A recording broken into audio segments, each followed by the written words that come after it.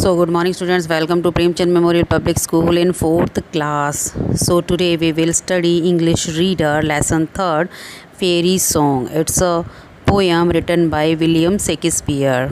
Okay, so just come to warm up. Identify the following writers.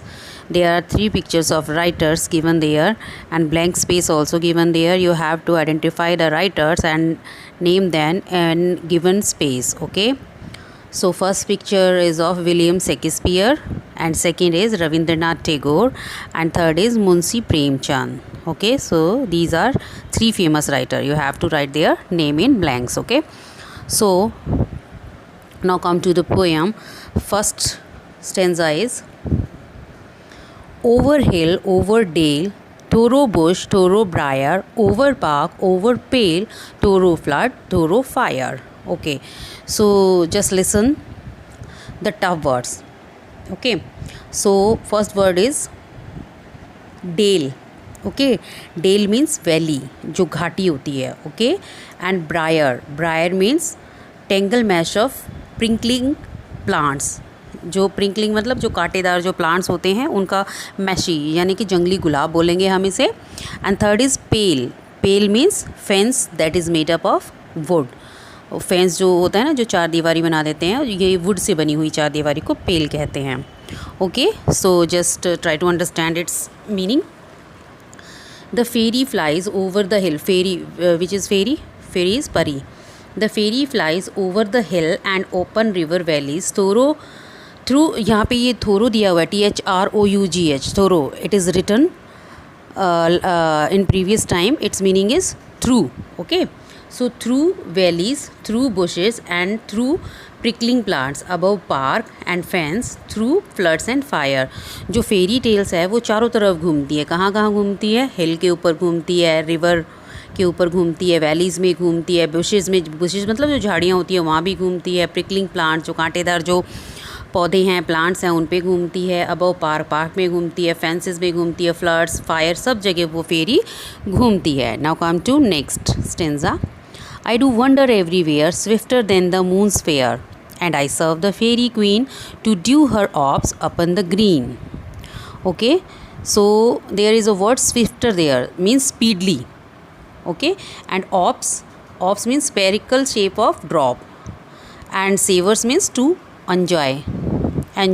Okay, dew means ओस, जो ओस की बूंदें होती हैं. Understood? So just try to understand in English. Easy English. The fairy travels everywhere faster than the moon revolves around the sun.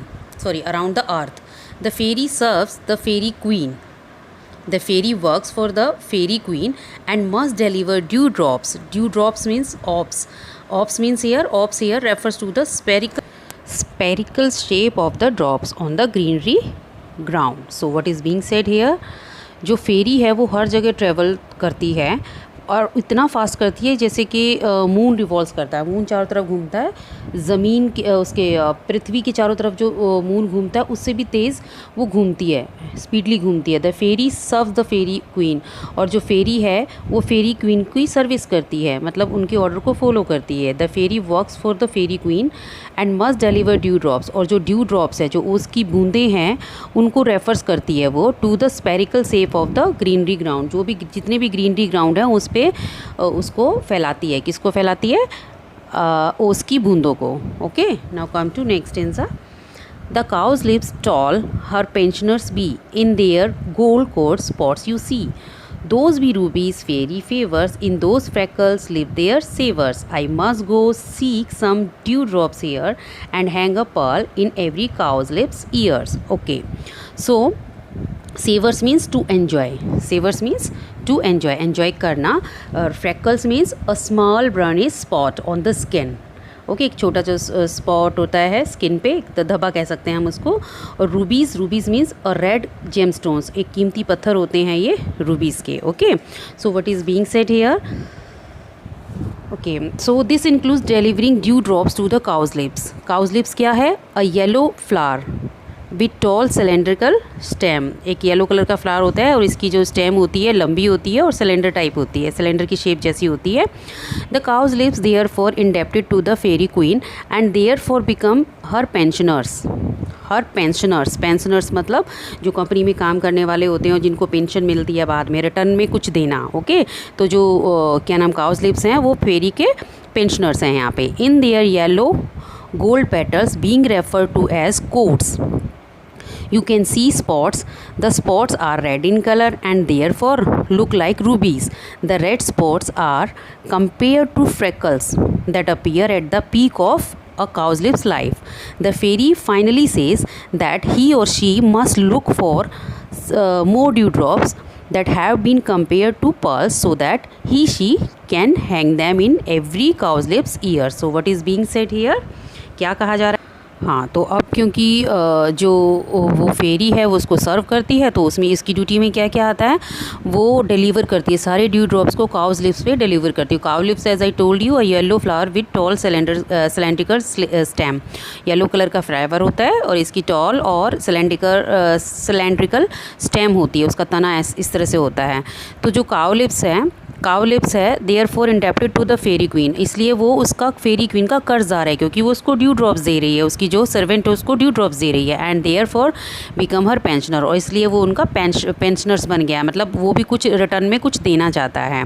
In their yellow gold petals being refer to as coats, और जो उसके yellow तो उसके जो yellow gold petals हैं उनको यहाँ पे एज अ कोड्स रेफ़र किया गया है। Okay, you can see spots, the spots are red in colour, और वहाँ पे आप उसके फ्लावर के येलो फ्लावर के ऊपर आप स्पॉट्स दे सकते हो, ठीक है। And therefore look like rubies, और वो रूबीज़ की तरह दिखते हैं, लाल रंग के वो दिखते हैं।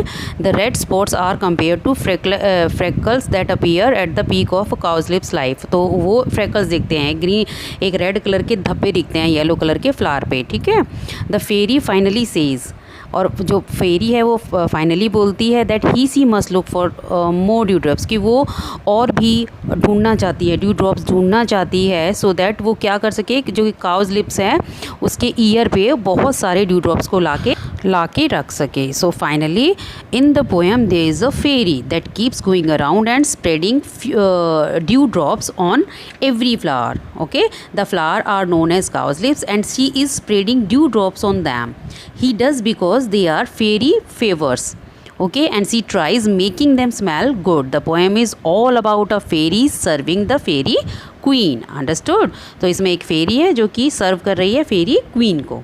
ओके, और उसकी क्या है ड्यूटी कि वो हर एक फ्लावर पे क्या देना चाहती है, ड्यू ड्रॉप्स देना चाहती है। Okay, so hope you like the video and try to understand the lesson also. Just go through the textbook also. Okay, and learn word meanings. Bye, take care.